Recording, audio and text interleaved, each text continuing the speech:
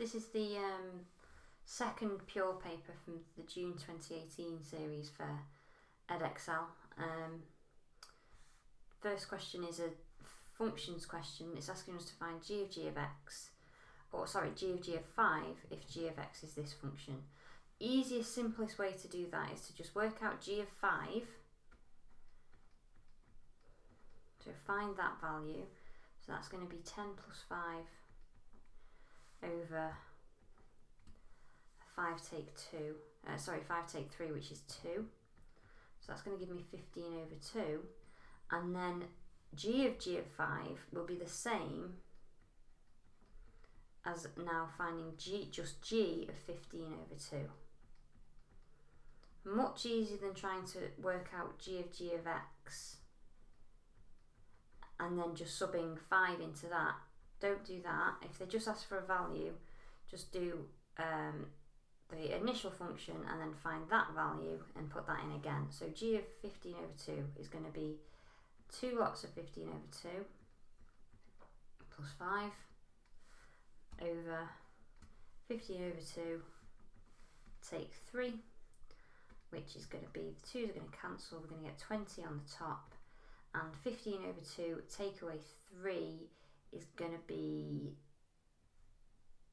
9 over 2.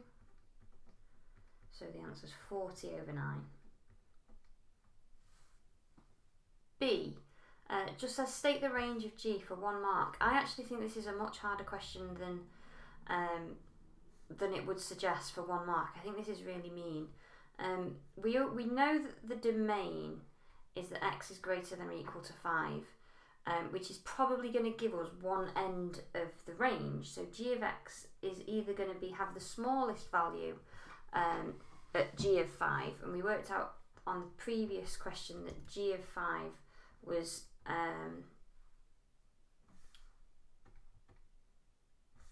15 over 2. But does g of x get bigger or smaller as x increases? That will help us decide whether this is the kind of smallest value of g of x or the biggest value of g of x. So the first thing I would do is I would work out, say, g of 10 and just get an initial idea of what this function's doing, because we don't know what these functions look like. We've not learned how to draw these functions in the pure maths that we've done.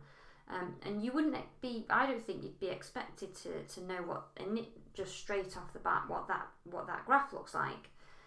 So the best thing we can do is just start out trying some values and see what happens. So if you work out g of 10,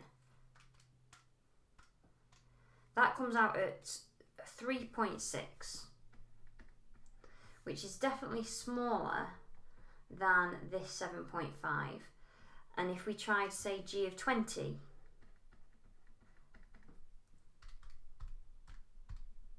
that's coming out at 2.6. So I think it's reasonable to suggest that 7.5 is the upper limit of the range. But does it just keep decreasing to negative infinity? Well, there's 2 ways to work this out. You can either, the easiest thing to do, especially because it's just 1 mark, is to just put a massive number in. So substitute in like 1,000,000 or just something really, really big to kind of get a guess of what's going to happen to this function. So if I work out g of 1,000,000, I'm getting, my calculator says 2.000011. And if you put a bigger and bigger number in, it's going to limit to 2. 2 is the limit, the upper limit of this function. It's hard to see why the way the equation's given to us, the way the function's given to us. If you want to know why that's 2 properly, the reason is because if we divide everything, if we divide the top and the bottom of this fraction by x, if I divide this by x, I get 2. If I divide this by x, I get 5 over x. Divide this by x, I get 1. divide this by x, I'm going to get minus 3 over x. And as x gets bigger and bigger and bigger, so as x tends to infinity, because it's allowed to be any number bigger than or equal to 5, this is going to get really, really teeny tiny, and so is this. So 5 over x is going to tend to 0, and 3 over x is going to tend to 0. So this function is going to tend to 2 plus 0, sorry, that should be a tends to, 2 plus 0 over 1 minus 0, which is 2 divided by 1, which is 2. So it tends to 2. Notice it's never actually going to equal 2, because we're never going to get to infinity. So it's always going to be bigger than, but not equal to 2. And the biggest value we've already found that's allowed is when x is equal to 5, which is it is allowed to do, so is less than or equal to 7.5. I think that's a hard question, especially for 1 mark, especially as being 1 part B. Okay, part C asks for the domain of, asks for the inverse of g. So to find the inverse of g, we always make x the subject. I call it y just because it's easier to work with than g of x. So we're going to make x the subject. That's the first job. I'm going to times by x minus 3 to start doing that. I've got x in 2 different places, so I'm going to need to get them on the same side of the equation. So I'm going to subtract 2x. I'm also going to add this 3y to the other side. I'm going to take x out as a factor.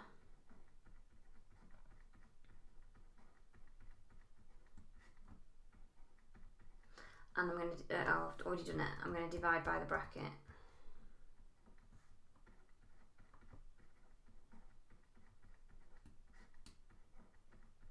Okay, so once we've done that, the last step is always to rewrite that as g inverse, so the inverse of g is equal to, and then we're going to swap all these y's back for x's so that it's a function of x, not a function of y.